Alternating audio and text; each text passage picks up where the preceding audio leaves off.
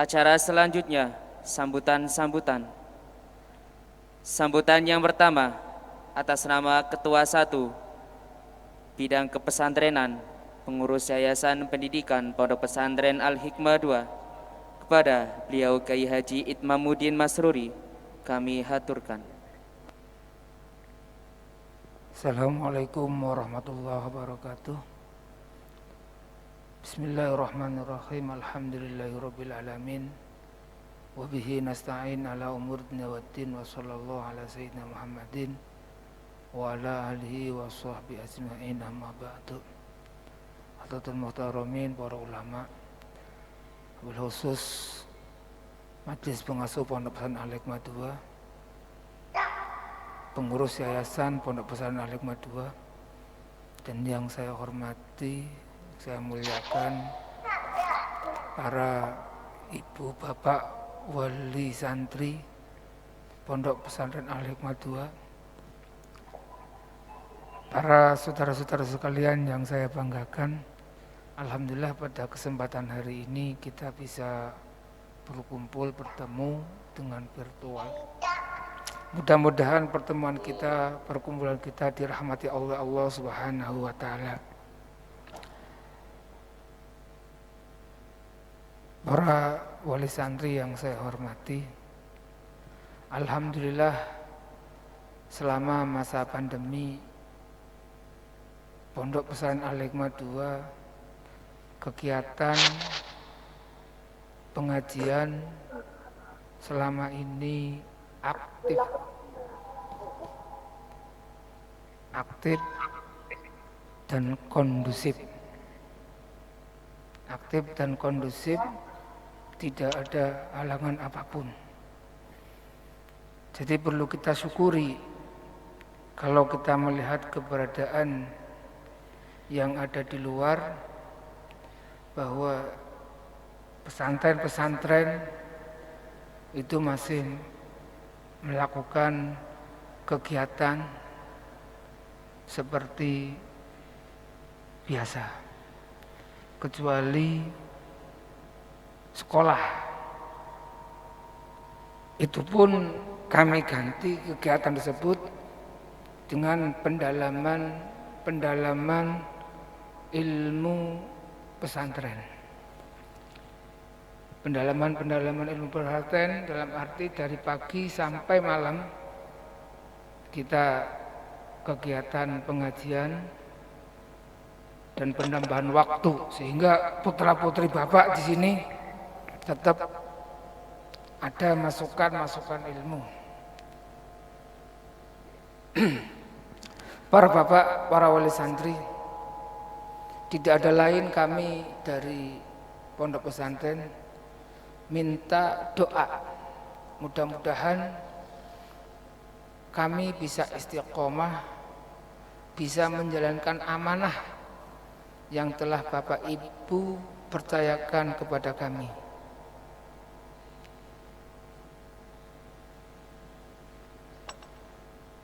Dan saya juga minta kesadaran, keikhlasan para Bapak Ibu untuk menyepot anak-anaknya, putra-putranya, mendorong supaya makin giat belajar, giat mengaji. Tanpa ada dorongan, tanpa ada dukungan, tidak mungkin kami bisa menjalankan segala amanah yang telah diberikan kepada kami. Karena orang tua dulu kami, dikala memondokkan kami, itu ada kepasrahan betul, tidak ada sebuah keraguan, sehingga mungkin ini menjadi satu gambaran, bukan karena kami itu sukses, tapi dorongan orang tua yang sangat. Dan Abah Masrur itu selalu mengatakan semacam ini, dikala bapak ibu itu memasrahkan anaknya, maka ibunya itu juga ikut prihatin. Ibunya juga ikut prihatin dengan demi kesuksesan anak. Ini yang amanah beliau. Amanah beliau dikala menyampaikan mendapatkan amanah, ibunya ikut prihatin karena kesuksesan anak di pondok bukan semata-mata karena ketekunan, bukan semata-mata dari sebuah materi, tapi keikhlasan dan ketulusan orang tua yang sangat mendukung. Saya mungkin bisa mencontohkan waktu saya di pesantren. Waktu itu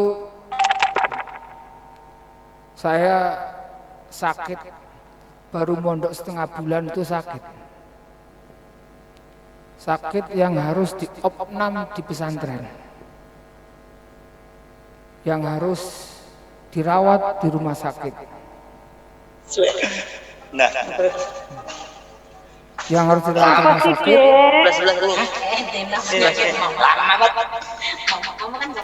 Yang mana pada waktu itu saya minta izin pulang. Saya minta izin pulang. Apa jawaban ibu saya? Mungkin kalau bapak tega, sudah apakah sana nggak ada dokter? Tapi ibu saya ternyata lebih tega daripada abah saya itu.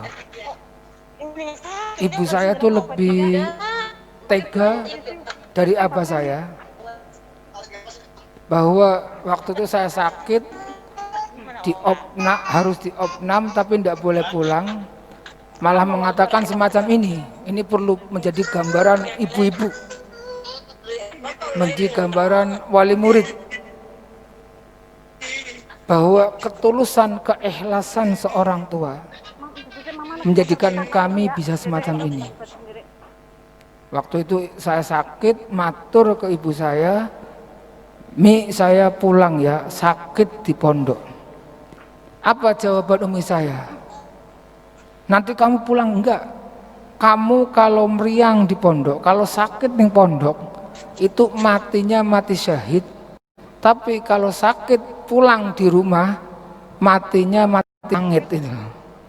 Saya sampai punya pikiran bahwa kok ibu saya kejam. Ternyata setelah saya pikir dalam masa sakit saya, tidak ada sesuatu harapan ke orang tua kecuali kelak nanti anaknya menjadi orang yang baik, menjadi anak yang soleh. Ini harapan orang tua. Dan salah satu yang paling baik itu adalah meninggal dalam mati syahid itu. Bukan berarti orang tua itu mendoakan, tidak, tapi ada sebuah tujuan, harapan orang tua biar putra putrinya itu baik. Ternyata itu adalah dukungan, bukan sekedar menitipkan, bukan sekedar memberikan uang, bukan, tapi keikhlasan, ketulusan orang tua yang sangat kami harapkan. Dan ini bukan saya harus meniru para bapak, para ibu seperti orang tua saya, tapi ini gambaran yang saya gambaran kesuksesan. Apa yang telah saya lakukan di sini itu adalah semata-mata dorongan orang tua yang kuat, semata-mata doa orang tua yang kuat. Dan menjadi gambaran contoh lagi, satu saat adik saya namanya Gus Nazim itu mondok usia TK. Waktu mau dipondokkan, abah nanya sama umi, ibu, lah ibunya ikhlas ora? Ibunya ikhlas enggak? Lah justru ikhlas sekali. Sehingga bukan ini tahaddus bin nikmah. Tahaddus bin nikmah dengan keikhlasan orang tua, sehingga adik saya bisa sukses menghafal Al-Quran dalam waktu usia kelas 5 MST. Karena dukungan orang tua. Dan banyak hal, ini cerita orang tua kami dalam membimbing tidak hanya sebatas memasrahkan kepada pengasuh, tapi ada usaha batin dari kedua orang tua. Nah, oleh karena itu Saya bagian berharap kepada para bapak, para ibu untuk selalu mendukung anaknya, selalu mendukung putra putrinya, biar terus apapun yang terjadi itu harapan kami hanya doa. Mudah-mudahan putra putri bapak di pondok kuat, sehat. Alhamdulillah selama ini satu bulan ya, mulai awal akhir Oktober kita tidak memeraihkan kegiatan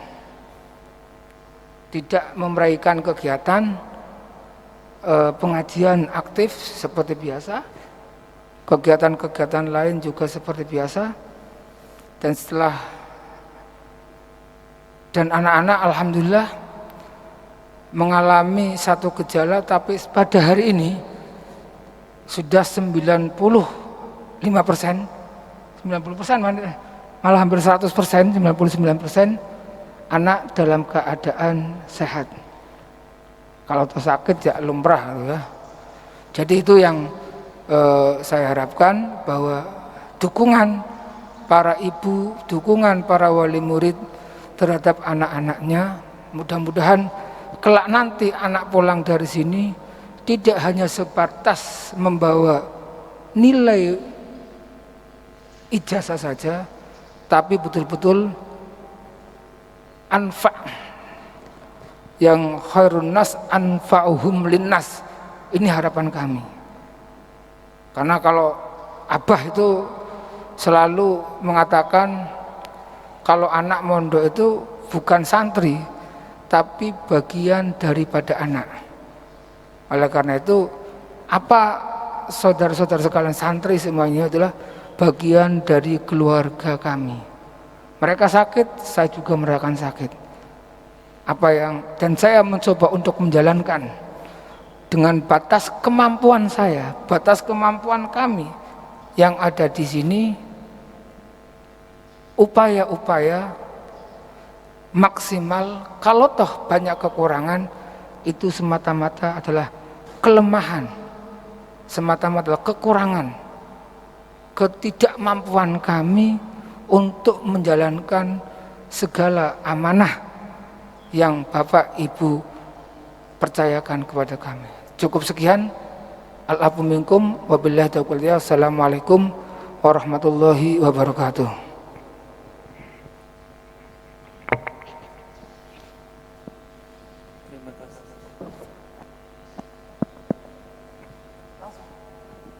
Terima kasih kami haturkan. Sambutan selanjutnya atas nama Dewan Musyrif Pesantrenan dan Kelembagaan pada beliau Kyai Haji Ahmad Siddiq kami haturkan.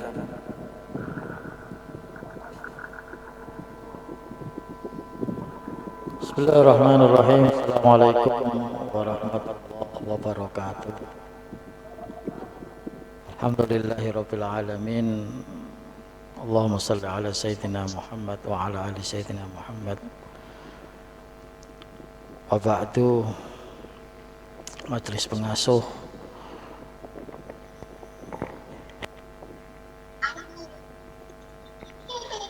yayasan yang sudah hadir di sini adalah saudara kami, guru kami, yaitu Kyai Haji Imamuddin Masruri. Bisa didengar ya.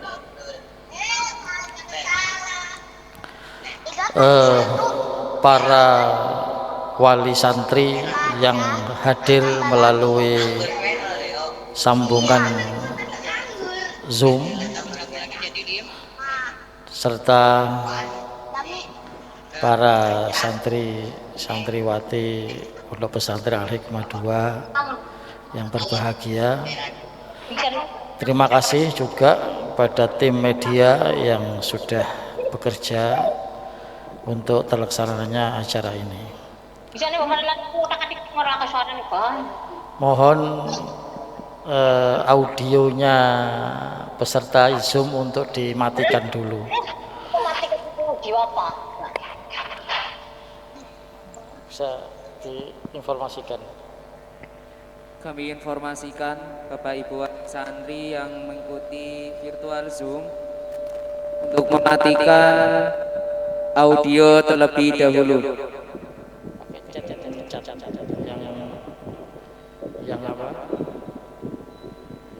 Yang masih mikrofonnya apa bunyi dicat melalui SMS Mas ya. Baik, Bapak Ibu sekalian, ini saya akan menyampaikan kronologis mulai dari adanya pandemi COVID-19 pada pertengahan Maret sampai sekarang, dan kegiatan-kegiatan terkait dengan pendidikan yang ada di Pondok Pesantren Al-Hikmah II. Bapak-bapak dan ibu-ibu, pertengahan Maret kita dikagetkan dengan wabah COVID-19, sehingga ini membuat kalang kabut, membuat kita setengah panik ya. Negara juga berhati-hati, kita juga berhati-hati. Nah, menghadapi COVID-19 selama ini, maka kebijakan yang diambil oleh Yayasan Pondok Pesantren Al-Hikmah II ini sifatnya situasional. Situasional ini buka tutup, artinya tergantung situasinya. Tidak satu kebijakan, tapi kebijakan itu memang berubah-ubah melihat situasi kondisinya. Kenapa demikian? Karena pada prinsipnya Yayasan Pondok Pesantren Al-Hikmah II ini mengambil sikap, prinsipnya adalah kemaslahatan, kehati-hatian, dan itu semuanya ditujukan untuk keselamatan dan kesehatan para santri. Itu yang perlu diketahui Bapak Ibu sekalian. Sehingga kalau ada orang tanya kenapa kadang sekolah, kadang tidak, kadang berseragam, kadang tidak, itu bukan karena tidak konsisten, tapi kita memang konsisten untuk mengambil kebijakan yang mana kebijakan itu didasarkan, diorientasikan, ditujukan pada keselamatan dan kesehatan kita semua. Prinsip yang kedua adalah kita melaksanakan yayasan, melaksanakan amanat Bapak Ibu sekalian, karena kita diamanati santri, diamanati anak-anak Bapak Ibu sekalian, maka ini adalah tanggung jawab besar. Prinsip kami bagaimana berupaya keras untuk menjalankan amanat itu. Adapun kalau ada kekurangan, kami adalah manusia, bukan malaikat. Ya mohon maaf kalau ada beberapa kebijakan yang memang sepertinya tidak menguntungkan Bapak Ibu sekalian. Misalnya tidak boleh ngirim, tidak boleh mengunjungi tapi tidak ketemu dan sebagainya. Karena Pondok Pesantren Al-Hikmah II ini beda dengan pondok yang lain mungkin. Kita berada dalam satu wilayah yang tertutup, sehingga memungkinkan untuk melokalisir atau membatasi sirkulasi keluar masuk orang. Karena COVID-19 diindikasikan semakin banyak pertemuan dengan orang, kemungkinan itu memang ada. Oke, sehingga awal dulu kita ingat, kita akhirnya berdiskusi, kita sudah membuat satgas dan kita merapat bahwa, dan kita waktu itu juga press conference, kemudian kita memulangkan santri ketika itu.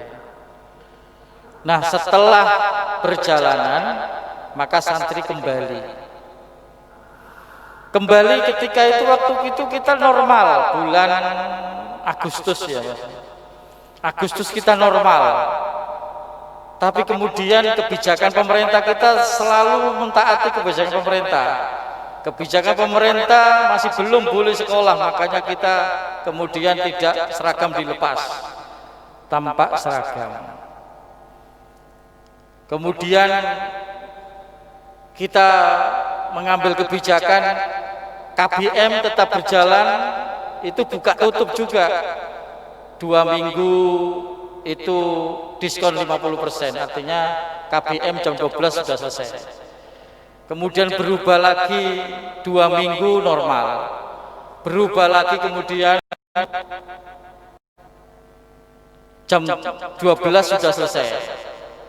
Namun untuk kegiatan pondok sudah disampaikan oleh Kiai Itmam tadi tetap berjalan, karena pada hakikatnya pengajian itu untuk memberikan ilmu. Nah, akhir Oktober pada sebuah permasalahan itu adalah ada indikasi beberapa di lingkungan kami sebelum sampai ke Al-Hikmah 2. Kita itu sudah dihadapkan lingkungan-lingkungan yang sudah ada yang terkena positif. Desa kami juga ada, Bumiayu juga ada, dan sebagainya. Sepandai-pandai kita membendung, akhirnya juga kita terkena juga. Karena itu memang itu di luar kekuasaan kami, sehingga ada, kita buka saja ya, ada di antara pengasuh yang terkena positif. Namun sampai sekarang semuanya sudah sehat semuanya. Kembali ke bulan Oktober, salah satu warga kami di antara keluarga ada yang terkena positif, sehingga kita langsung merapat waktu itu dengan Satgas. Hasilnya apa? Hasilnya rapat waktu itu adalah kita mengisolasi, menginventarisir mana yang sakit, mana yang tidak, mana yang diduga kuat, kita inventarisir. Sehingga waktu itu yang sakit itu kemudian kita isolasi, kita karantina, kita bedakan kamarnya. Kemudian kita adakan rapid. Nah, yang positif ketika itu menurut Satgas kita waktu itu dipulangkan, dengan harapan dipulangkan itu langsung melapor ke puskesmas, mengadakan swab dan mendapatkan isolasi mandiri. Tapi rupanya tidak tahu apa ini dilakukan atau tidak, sehingga kemudian ada di antara santri waktu itu hanya 2 yang positif. Ketika sudah pulang 2 positif. Dan ini sekaligus saya mengatakan atau mengucapkan atas nama yayasan, mengucapkan permohonan maaf, karena ternyata ijtihad memulangkan santri itu salah, sehingga kita waktu itu dengar kabar ada santri yang pulang positif, itu mah hanya 1 atau 2 ya, 1 atau 2, Pekalongan 1, satunya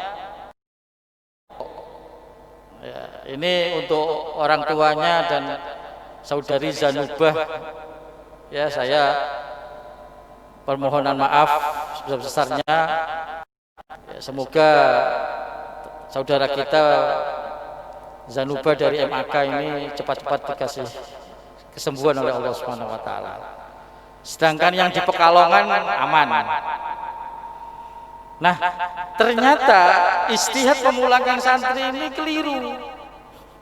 Yang namanya istihad itu ya kadang salah ya kadang benar. Tapi kita prinsip kita bagaimana santri itu selamat itu aja. Ya.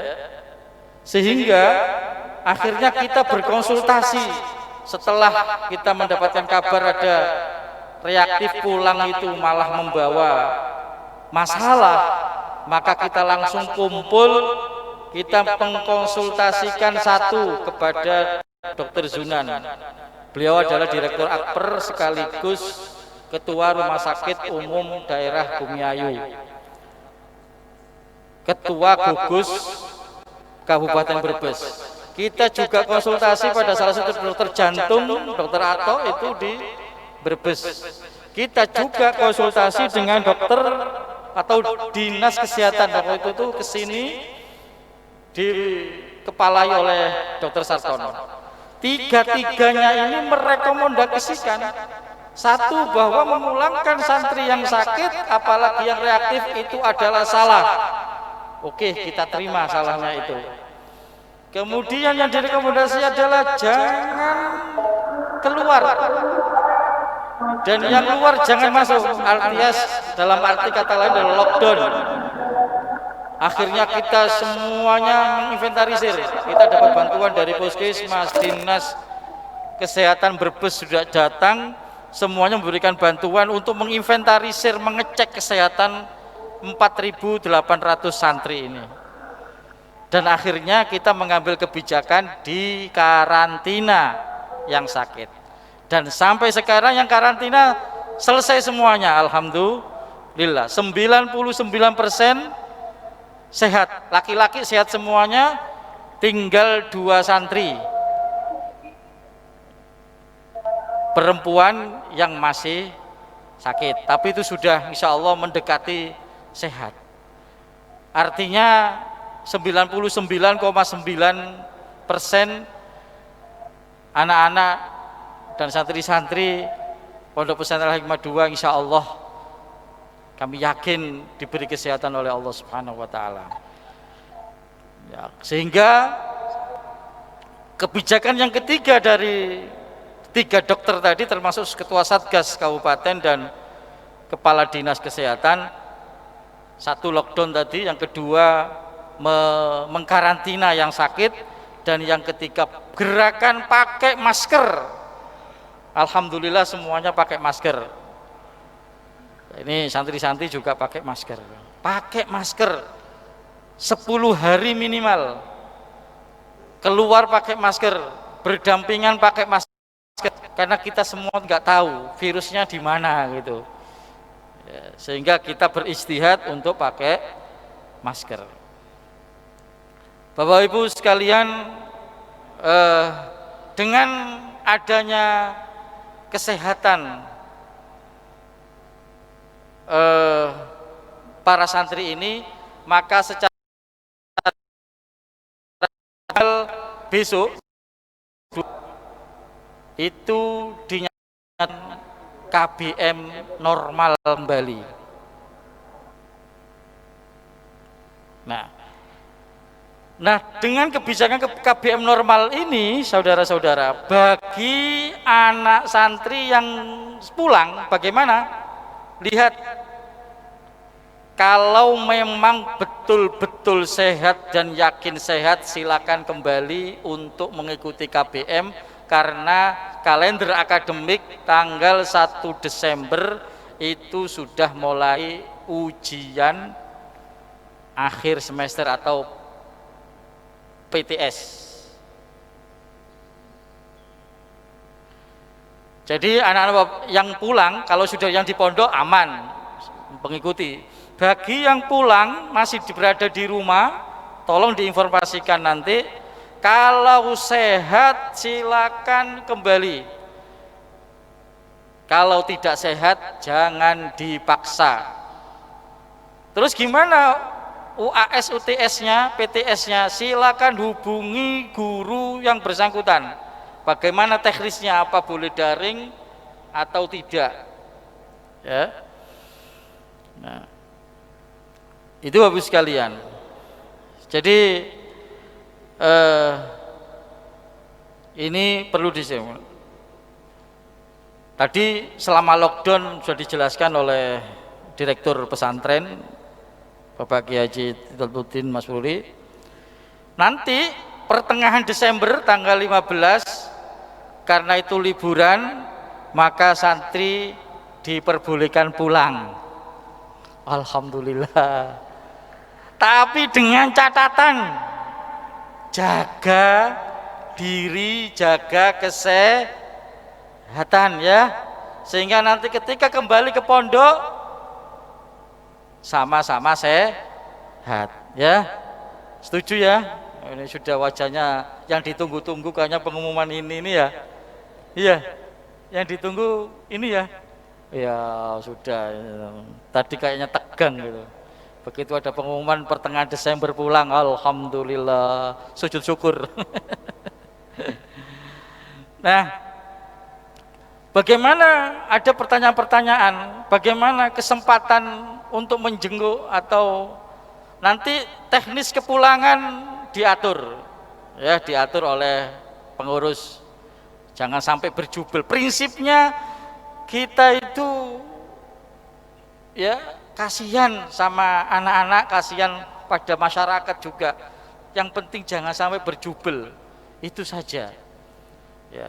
Mengenai kesempatan menjenguk gimana? Untuk sampai nanti pulang, wali santri saya harapkan tidak usah ke pondok dulu.